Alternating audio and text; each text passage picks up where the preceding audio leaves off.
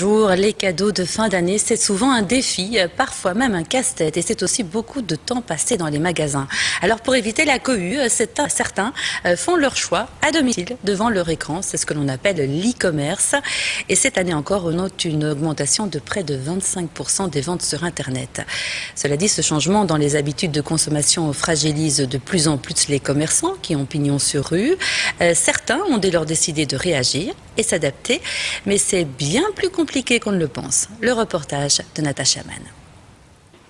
Vous êtes 7 40 000 Belges à avoir fait au moins un achat en ligne en 2015, soit 64% de la population. Plus que jamais, les affaires se passent donc sur le web. Ce commerçant liégeois l'a bien compris. Il a créé il y a plusieurs années son site d'e-commerce. Mais pas question pour autant de délaisser son magasin.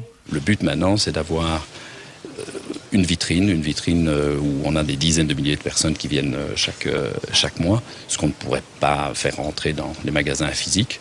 Et l'avantage pour le client, c'est qu'il a le prix, mais d'un autre côté, il a la possibilité, avec un service, un SAV, un service après-vente efficace, de venir dans le magasin.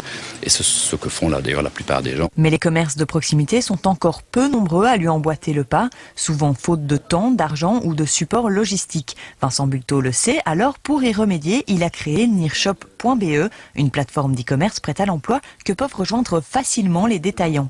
On apporte une plateforme qui est très très simple d'utilisation.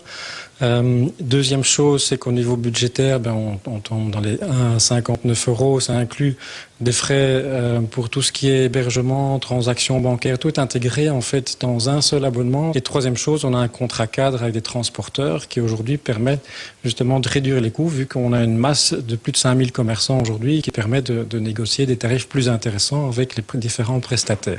Christophe Geoffroy dépense lui plusieurs milliers d'euros par mois pour être dans les premiers résultats proposés par Google. Et les coûts ne s'arrêtent pas là. On a quand même 4-5 personnes en permanence qui gèrent le site, dont une personne qui ne gère que les envois. Et donc on a transféré, on va dire, les 3/4 de nos moyens marketing et publicitaires vers la toile, vers le net. La vente en ligne ne doit donc pas être prise comme une recette miracle pour gonfler les caisses enregistreuses des petits commerçants, mais elle reste tout de même un bon moyen de rencontrer le consommateur et peut-être lui donner rendez-vous en magasin.